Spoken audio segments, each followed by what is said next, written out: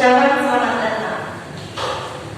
Kami Majelis Jemaat GKI Cibadak mengucapkan selamat datang kepada seluruh jemaat dan simpatisan yang hadir dalam kebaktian umum pada hari ini. Tuhan Yesus memberkati. Kami memohon saudara untuk turut serta dalam kegiatan GKI Cibadak, dan apabila saudara ingin menjadi anggota jemaat GKI Cibadak, harap menghubungi Majelis Jemaat di ruang konsistorium. Kebaktian minggu ini 15 November 2020 dilayani oleh Penatua Modi Tiko Pradana. Kebaktian minggu depan 22 November 2020 akan dilayani oleh Penatua Modi Tiko Pradana. Selama ibadah onsite di gedung gereja, lektor dan kolektan diadakan sehubungan dengan protokol kesehatan terkait COVID-19.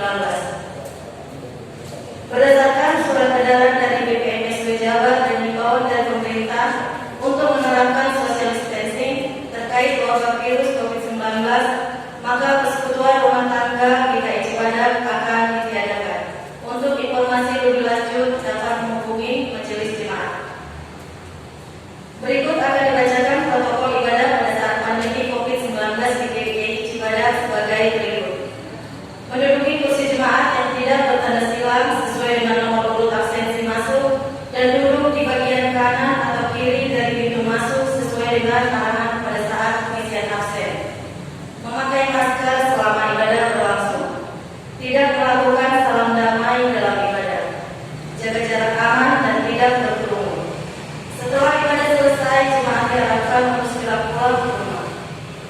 Setelah pembacaan nota lisan, Penatua akan mengambil gambar atau foto jemaat secara keseluruhan dari arah mimbar.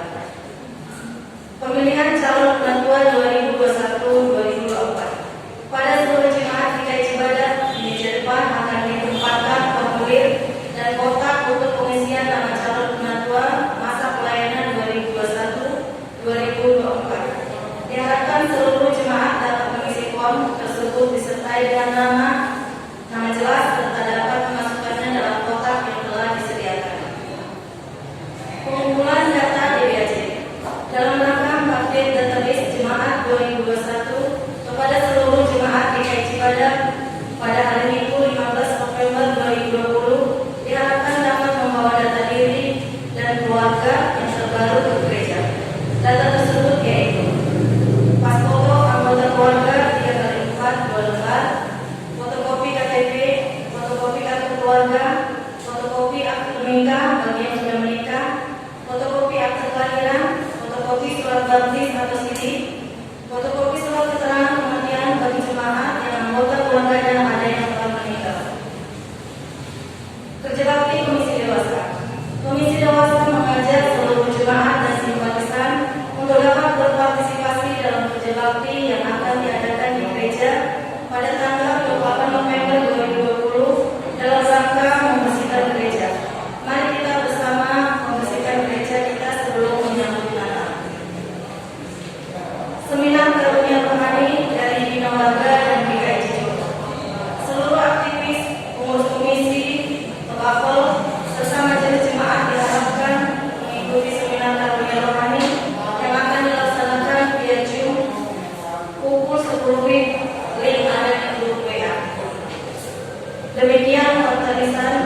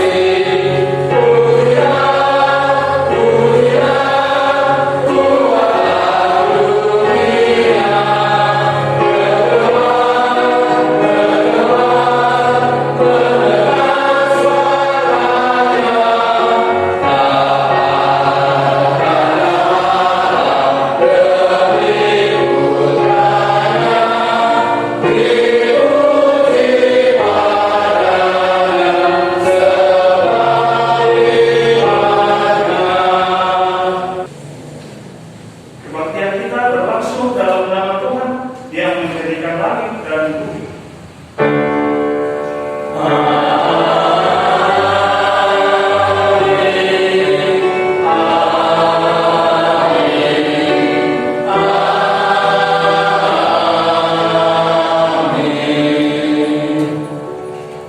Damai sejahtera dari Allah Bapa kita dan Tuhan Yesus Kristus menyertai saudara sekalian.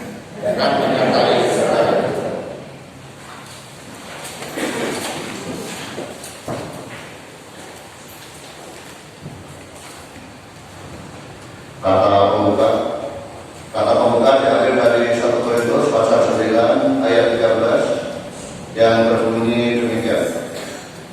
Tidak tahukah kamu bahwa mereka yang melayani dalam tempat kudus mendapat penghidupannya dari tempat kudus itu, dan bahwa mereka yang melayani mezbah mendapat bagian mereka dari mezbah itu. Jemaat yang dikasihi oleh Tuhan Yesus Kristus, mari kita sama-sama untuk menghadap kepada Tuhan Yesus untuk berdoa untuk mengampuni akan dosa-dosa kita. Mari berdoa.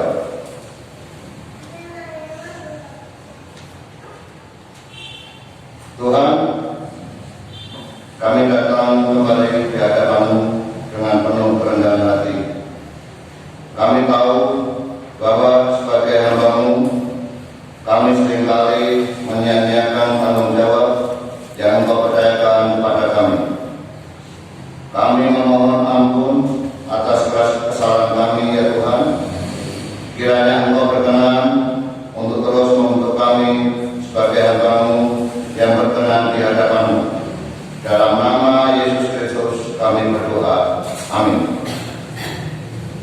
Baiklah, kita akan menyambut dengan nyanyian dari NKB 10 ayat 1 dan 2.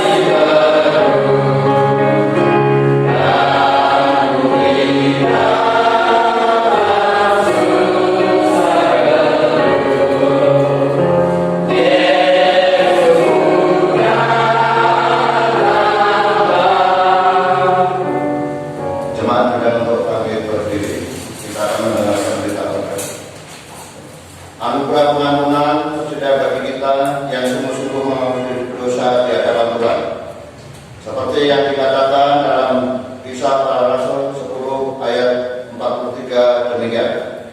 Tentang dia semua nabi bersaksi bahwa barang siapa percaya kepadanya, ia akan mendapat pengampunan dosa oleh karena namanya. Demikianlah berita anugerah dari Tuhan. Bapak kita akan lanjut dengan pujian dari Kidung Jemaat 64 ayat 1 dan 3.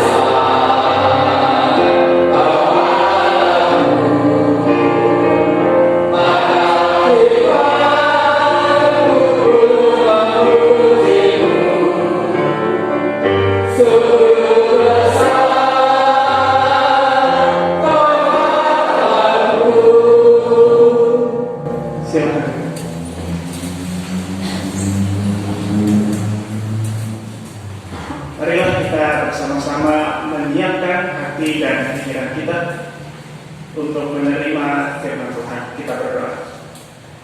Ya Tuhan, kami bersyukur bahwa di dalam segala hal yang kami alami di dalam kehidupan ini, baik itu sesuatu yang menyenangkan, baik itu sesuatu yang membuat kami penuh dalam pergumulan, tetapi kami tetap merasakan hadirat Tuhan. Itulah yang terpenting di dalam kehidupan kami, dan kami pun ingin terus berpegang kepada Tuhan selaku tuntunan hidup kami. Oleh karena itu ya Tuhan, tuntunlah kami pada saat ini melalui firman-Mu. Kiranya Tuhan yang mau tambahkan hikmat kepada masing-masing diri kami, sehingga kami semua dapat betul-betul belajar apa yang Tuhan kehendaki untuk kami lakukan dalam kehidupan kami. Berkati pula dan juga layakkanlah hamba-Mu ini yang memiliki kekurangan, sehingga dia bisa melaksanakan tugas menyampaikan firman Tuhan ke dalam jemaat-Mu. Di dalam nama Tuhan kami Yesus Kristus kami berdoa. Amin. Bapak Ibu yang terkasih, selamat pagi. Ayo mari kita bersama-sama memperhatikan pembacaan Injil yang pada hari ini akan kita baca dari Matius pasal 25 ayat 14 sampai dengan 30. Saya akan bacakan untuk kita semua. Sebab hal kerajaan surga sama seperti seorang yang mau bepergian ke luar negeri, yang memanggil hamba-hambanya dan mempercayakan hartanya kepada mereka. Yang seorang diberikannya 5 talenta, yang seorang lagi 2, dan yang seorang lagi 1, masing-masing menurut kesanggupannya, lalu ia berangkat. Segera pergilah hamba yang menerima 5 talenta itu, yang menjalankan uang itu, lalu beroleh laba 5 talenta. Hamba yang menerima 2 talenta itu pun berbuat demikian juga, dan berlaba 2 talenta. Tetapi hamba yang menerima 1 talenta itu pergi dan menggali lubang di dalam tanah, lalu menyembunyikan uang tuannya. Lama sesudah itu, pulanglah tuan hamba-hamba itu, lalu mengadakan perhitungan dengan mereka. Hamba yang menerima 5 talenta itu datang, dan ia membawa laba 5 talenta, katanya. Tuan, 5 talenta Tuhan percayakan kepadaku. Lihat, aku telah beroleh laba 5 talenta. Maka kata tuannya itu kepadanya, baik sekali perbuatanmu itu, hai hambaku yang baik dan setia. Engkau telah setia dalam perkara kecil, aku akan memberikan kepadamu tanggung jawab dalam perkara yang besar. Masuklah dan turutlah dalam kebahagiaan Tuanmu. Lalu datanglah hamba yang menerima 2 talenta itu, katanya, Tuan, 2 talenta Tuhan percayakan kepadaku. Lihat, aku telah beroleh laba 2 talenta. Maka kata tuannya itu kepadanya, baik sekali perbuatanmu itu, hai hambaku yang baik dan setia. Engkau telah setia memikul tanggung jawab dalam perkara yang kecil, aku akan memberikan kepadamu tanggung jawab dalam perkara yang besar. Masuklah dan turutlah dalam kebahagiaan Tuanmu. Kini datanglah juga hamba yang menerima 1 talenta itu dan berkata, Tuan, aku tahu bahwa Tuan adalah manusia yang kejam, yang menuai di tempat di mana Tuhan tidak menabur, dan yang memungut dari tempat di mana Tuhan tidak menanam. Karena itu, aku takut dan pergi menyembunyikan talenta Tuhan itu di dalam tanah. Ini, terimalah kepunyaan Tuhan. Maka jawab tuannya itu, hai kamu, hamba yang jahat dan malas. Jadi kamu sudah tahu bahwa aku menuai di tempat di mana aku tidak menabur, dan memungut dari tempat di mana aku tidak menanam. Karena itu, sudahlah seharusnya uangmu itu kau berikan kepada orang yang menjalankan uang, supaya sekembaliku aku menerimanya serta dengan bunganya. Sebab itu, ambillah talenta itu daripadanya, dan berikanlah kepada orang yang mempunyai 10 talenta itu. Karena setiap orang yang mempunyai, kepadanya akan diberi, sehingga ia berkelimpahan. Tetapi siapa yang tidak mempunyai, apapun juga yang ada padanya akan diambil daripadanya. Dan campakkanlah hamba yang tidak berguna itu ke dalam kegelapan yang paling gelap. Di sanalah akan terdapat ratap dan retak gigi. Demikianlah Injil Tuhan Yesus. Yang berbahagia adalah kita yang mendengarkan dan memeliharanya dalam hidup kita. Haleluya. Haleluya.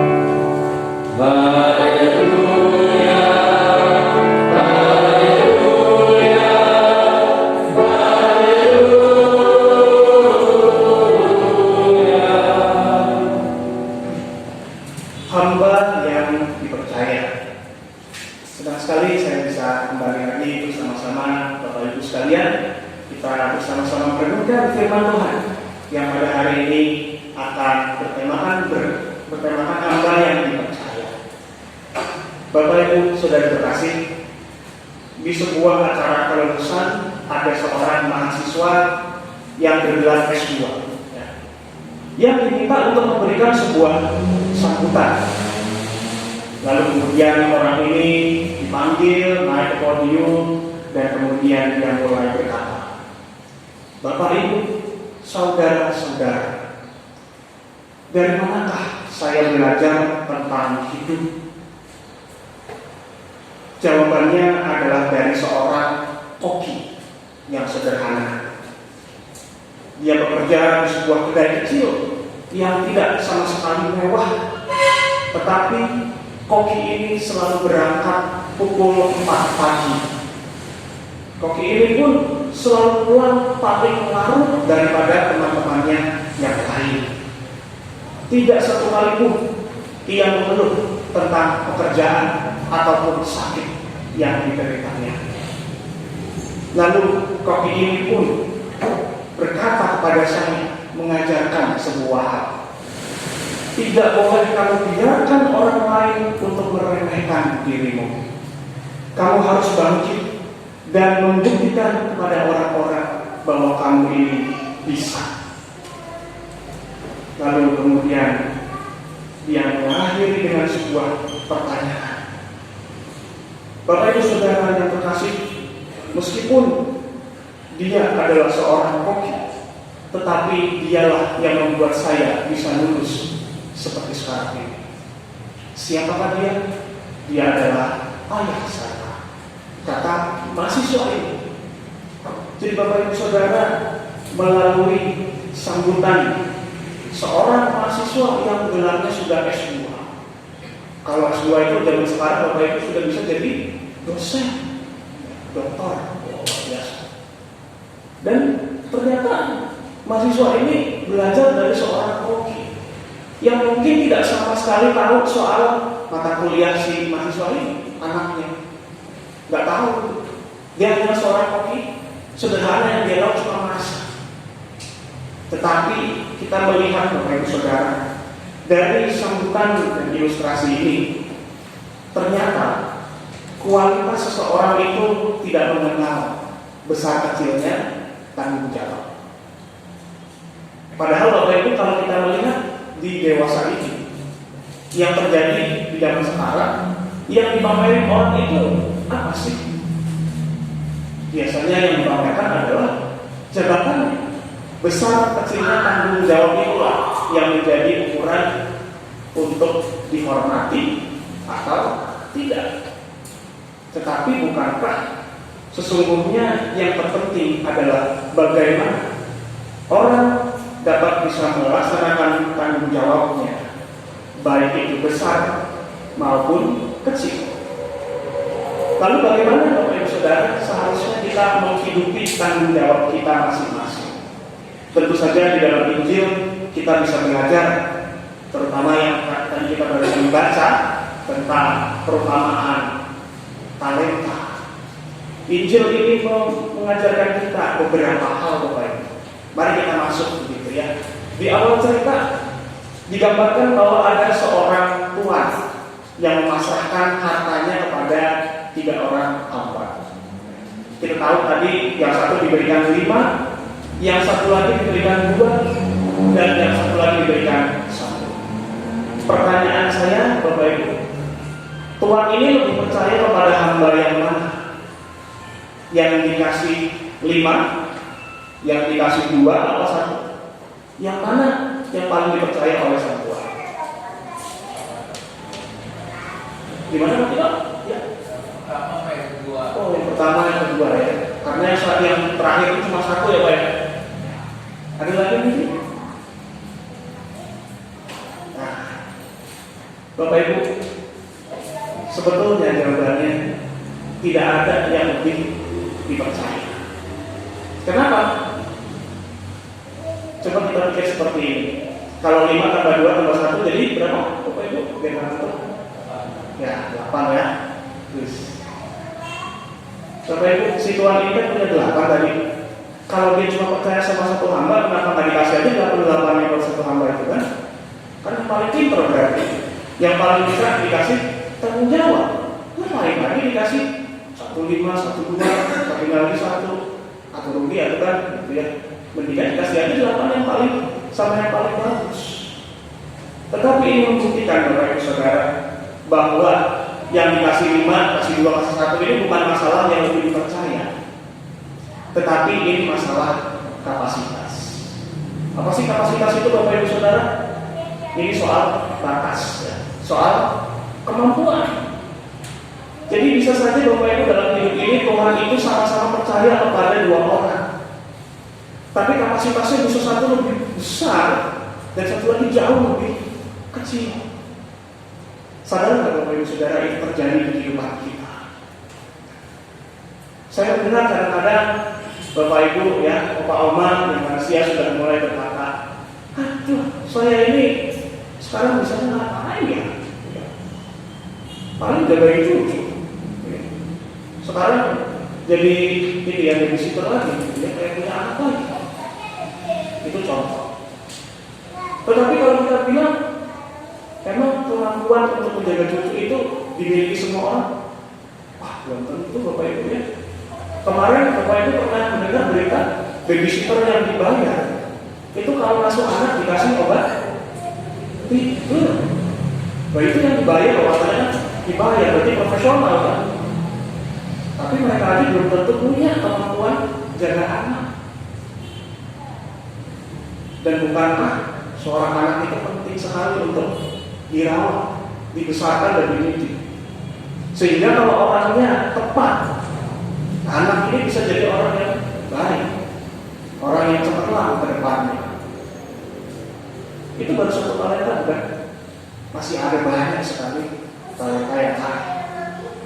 Dan Bapak Ibu Saudara, ini juga mau mengajarkan kita bahwa hamba yang paling besar pun bagiannya, tanggung jawabnya, gitu ya, itu juga punya batas. Ini mau mengajarkan kepada kita, wah udah, dia aja, dia masih bisa lah, gitu kan. Ayo terus gitu ya, biar dia aja yang berjaya, udahlah, kita mau percaya orang. Ya.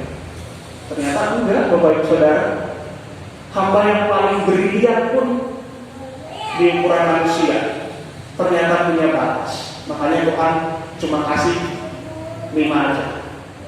Jangan dikasih 10, keblinger nanti ya kelengkar orangnya tempel. Dikasih 5 aja udah cukup. Nanti yang lain dibagi lagi. Dan Bapak Ibu Saudara, kalau kita pikir-pikir, pemberian Tuhan ini sama sekali tidak kecil. Kemarin Pak Iman pernah ngajak kita hitung-hitungan semua. Satu talenta berapa? Masih ingat Bapak Ibu? 6.000 dinar. Ya. Betul, ada sumber yang mengatakan 6.000 dinar Bapak Ibu Saudara. Dan 1 dinar itu upah 1 hari. Jadi kalau untuk mengumpulkan 6.000 dinar, 6.000 hari.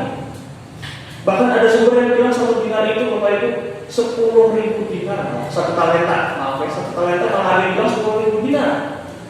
Nah kalau dihitung-hitung Bapak Ibu dapetin 10.000 dinar, itu bisa jadi 27 tahun kerja. 1 hari kumpul satu lah, itu kan terus begitu ya 10.000 hari ya. Sampai mau pensiun baru kumpul.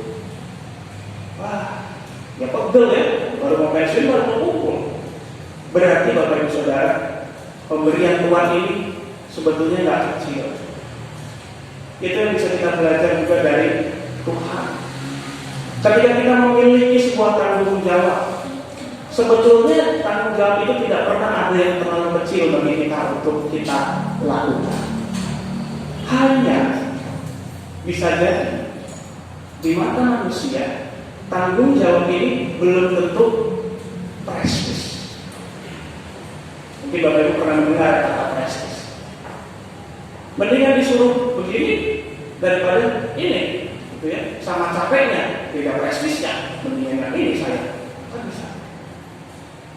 Tetapi tanggung jawab di mata Tuhan bisa jadi apapun. Bahkan bisa jadi itu cuma untuk 1 orang yang kita layani. Tetapi yang namanya tanggung jawab, kalau kita mau lihat gitu ya, oleh dari Tuhan, tentu saja ada banyak hal yang bisa kita lihat.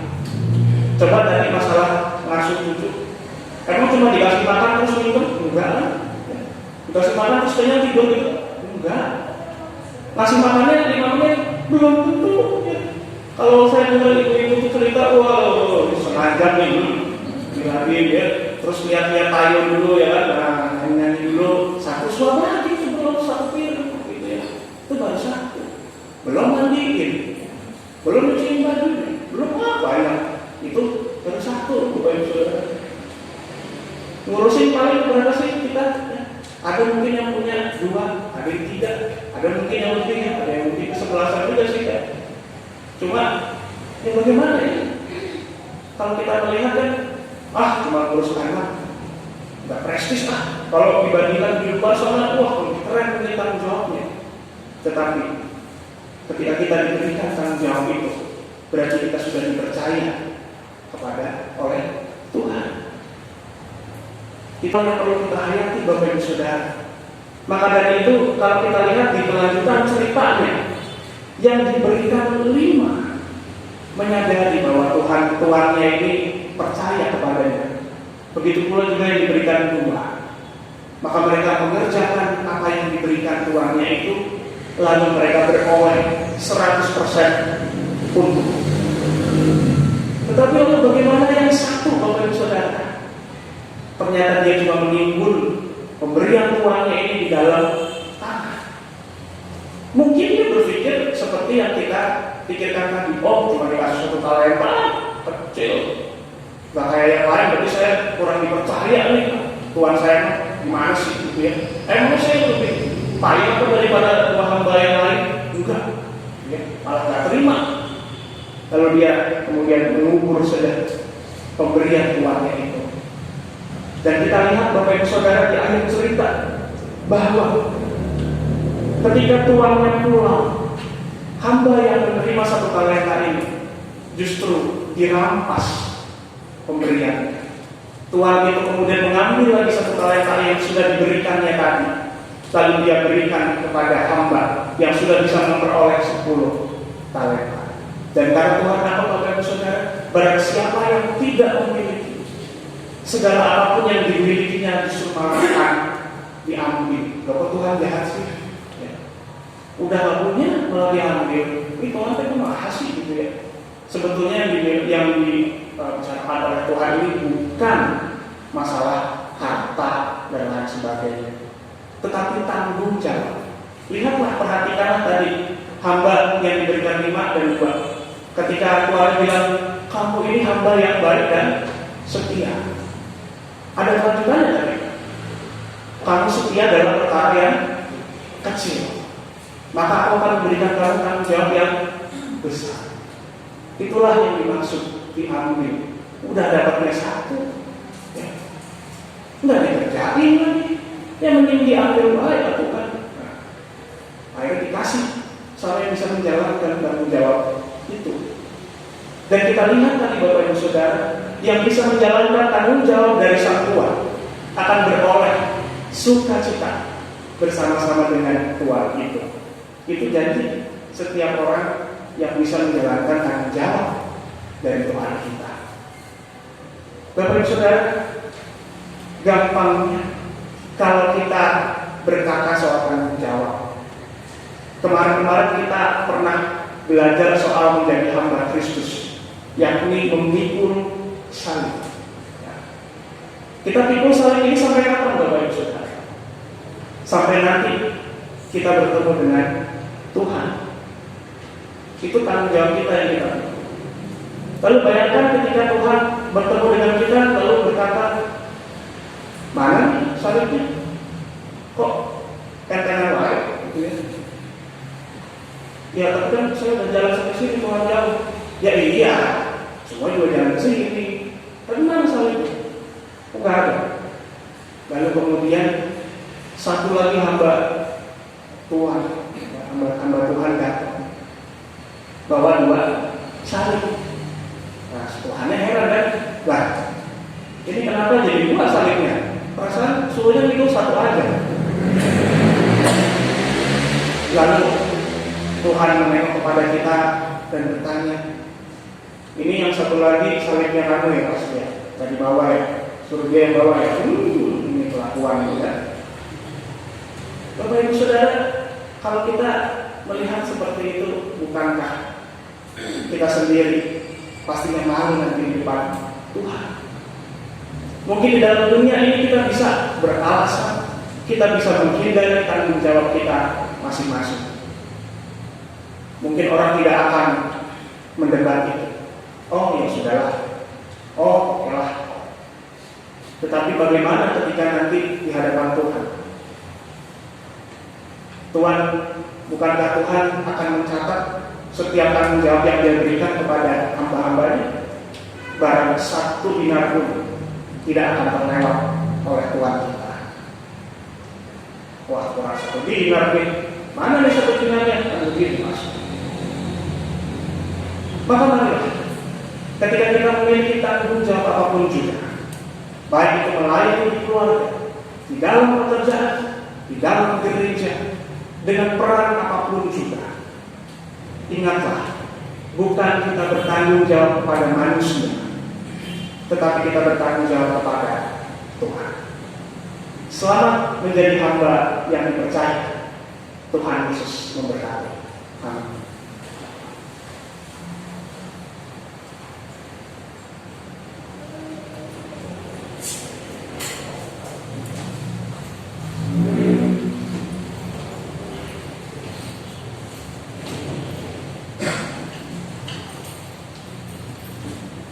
Jemaat dan korban Kristus. Mari kami menyerahkan iman kita menurut pengakuan iman Rasuli yang berbunyi demikian. Aku percaya kepada Allah, Bapa yang Maha Kuasa, pada langit dan bumi, dan kepada Yesus Kristus, Anaknya yang tunggal Tuhan kita, yang dikandung daripada Roh Kudus, baik dari antara Maria, yang menderita di sorga, bahwa dengan Pontius Pilatus, disalibkan, mati dan dikuburkan, turun dalam kerajaan maut. Pada hari yang ketiga, bagi pula di antara nama, naik ke surga, duduk di sebelah kanan Allah, Bapa yang Maha Kuasa, dan dari sana dia untuk menghakimi orang yang hidup dan mati. Aku percaya pada Roh Kudus, gereja yang kudus dan hak, persekutuan kudus, ampunan dosa, kebangkitan orang mati, dan hidup yang kekal.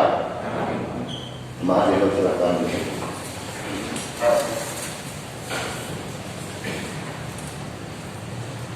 Marilah kita bersama-sama berdoa menaikkan doa syafaat kita. Kita berdoa. Ya Tuhan, kami bersyukur bahwa pada hari ini kami kembali diingatkan bahwa kami masing-masing menurut kesanggupan kami sudah dipercaya oleh Tuhan, sudah diberikan sendiri oleh Tuhan sebuah tanggung jawab. Mungkin kami ada yang diberikan tanggung jawab yang besar, tetapi mungkin juga kami ada yang diberikan tanggung jawab yang sederhana di mata manusia. Tetapi biarlah ya Tuhan, Engkau sendiri yang akan memampukan kami untuk mengerjakan seluruh tanggung jawab kami. Dan itu semua kami tujukan untuk kemuliaan nama kembali. Ya Tuhan, kami menaikkan doa-doa syafaat kami pada hari ini ya Tuhan. Sudi kiranya Engkau mendengarkan. Kami berdoa untuk setiap pemimpin bangsa kami, bangsa dan negara kami, kota tercinta kami ini ya Tuhan, untuk terus dapat dituntaskan dari pandemi COVID-19. Karena kami sudah merasakan Tuhan, ada banyak dari saudara-saudara kami yang semakin menderita karena pandemi ini. Ada yang tidak bisa bertemu dengan sanak saudaranya, ada yang terganggu ekonominya, ada yang terganggu studinya, bahkan ada pula yang terganggu pelayanannya.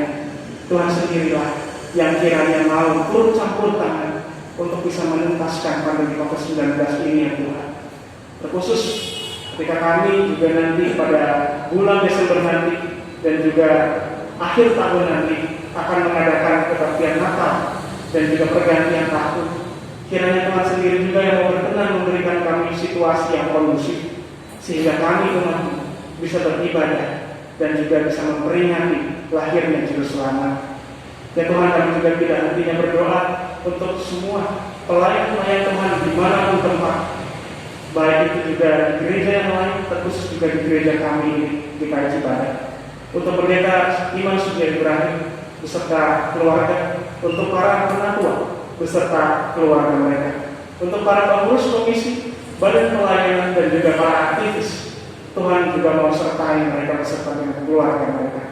Biar para pelayan-Mu ini ya Tuhan, hamba-hamba-Mu ini dapat terus dimampukan untuk melaksanakan misi Tuhan di tengah-tengah dunia. Ya Tuhan, kami pun juga mau berdoa untuk seluruh keluarga jemaat, baik yang anggota maupun yang simpatisan, terutama yang pada hari-hari ini tengah berulang tahun.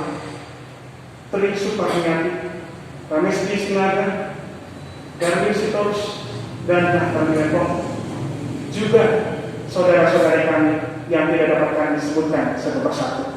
Biarlah di dalam pertambahan usia mereka terdapat pula pertambahan berkat Tuhan melalui kesehatan, melalui hikmat, dan juga hal-hal lainnya yang membuat mereka bisa melihat ada tuntunan Tuhan di dalam kehidupan mereka senantiasa. Dan tidak lupa juga kami berdoa untuk saudara-saudari kami yang sakit itu, yang tidak dapat kami sebutkan satu persatu namanya, tetapi kami percaya Engkau lebih mengetahui kondisi masing-masing. Kiranya Tuhan akan Tuhan melawat saudara-saudari kami ini, sehingga mereka pun berangsur-angsur memiliki kesembuhan yang dari Tuhan sendiri. Kami pun juga berdoa untuk Bapak Oma kami yang sudah lanjut usia, untuk Oma Waro, Bapak Adam, Ibu dari Bapak Suci Setia Triana, untuk Bapak Oma kami yang lainnya juga yang tidak dapat kami sebutkan satu persatu.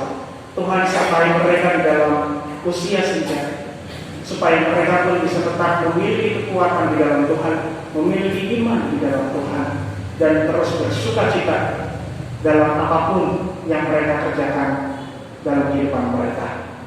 Ya Tuhan, kami pun juga berdoa untuk setiap keluarga yang memiliki banyak sekali pergumulan pada hari-hari ini ya Tuhan, yang dapat bisa disampaikan kepada sesama maupun yang tidak. Biar di dalam pergumulan kami Engkau bisa melawat setiap kami ya Tuhan. Dengan penuh beban berat, kami menyerahkan berat beban ini ke dalam tangan kuasa-Mu, sehingga apapun yang kami gumulkan dapat juga Engkau topang dan juga Engkau selesaikan menurut kuasa-Mu ya Tuhan. Biarlah juga anak-anak kami yang masih bersekolah dapat tumbuh terus meskipun bersekolah online pada saat ini, dan mereka pun bisa tumbuh menjadi anak-anak yang berprestasi. Untuk anak-anak kami juga yang sudah bekerja dan berkeluarga, Tuhan sendiri yang pimpin pekerjaan mereka dan juga keluarga mereka. Terima kasih ya Tuhan, terima kasih. Inilah seru doa kami yang kami naikkan di dalam nama Tuhan kami Yesus Kristus yang mengajarkan kami berdoa. Kita menyanyikan doa Bapa kami.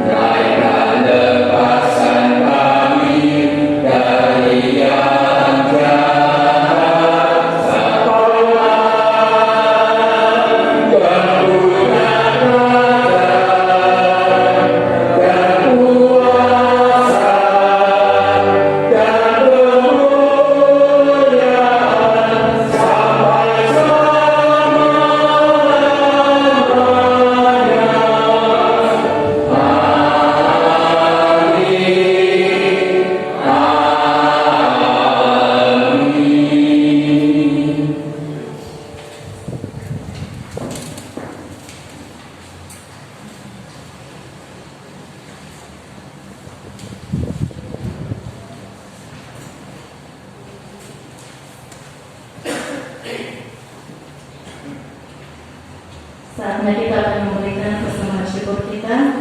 Marilah kita mempersembahkan persembahan kita di hadapan Allah. Ayat persembahan diambil dari kitab Efesus 5 ayat 20 sampai 21 yang berbunyi demikian. Ucaplah syukur senantiasa atas segala sesuatu dalam nama Tuhan kita Yesus Kristus kepada Allah dan Bapa kita. Dan rendahkanlah dirimu seorang kepada yang lain di dalam takut akan Kristus. Marilah kita menyanyikan pujian persembahan kita dari NKD 211 ayat 1 sampai dengan 2.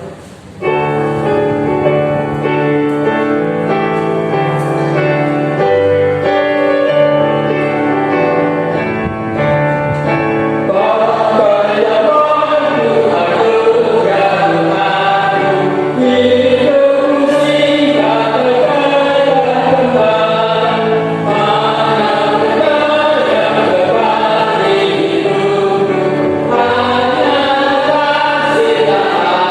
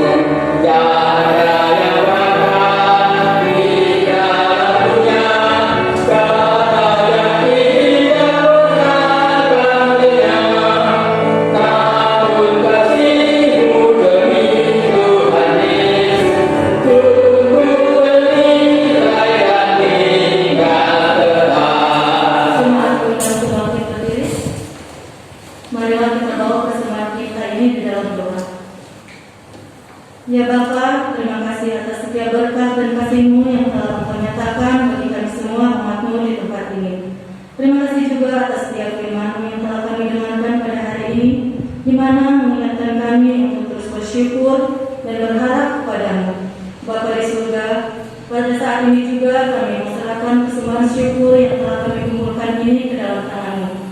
Kuduskan dan sucikanlah persembahan kami ini Bapa, agar majelis yang mengelola persembahan ini boleh dipergunakan untuk kebesaran dan kemuliaan nama Tuhan. Terima kasih Bapa, di dalam nama anak-Mu Tuhan Yesus Kristus kami telah berdoa dan mengucap syukur. Amin.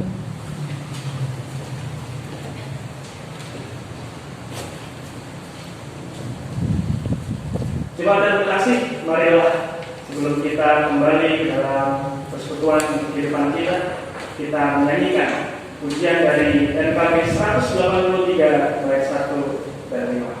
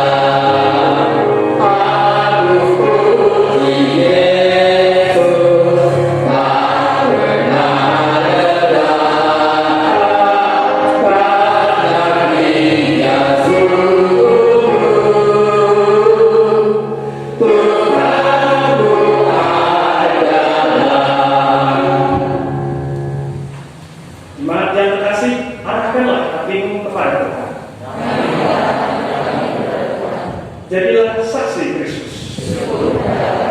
Terpujilah Tuhan. Marilah kita kembali ke dalam kehidupan kita dengan menerima berkat yang dari Tuhan. Tuhan memberkati kita dan melindungi kita. Tuhan menyinari kita dengan wajah-Nya dan memberi kita kasih karunia. Tuhan mengharapkan wajah-Nya kepada kita dan memberi kita damai sejahtera sampai selama-lamanya.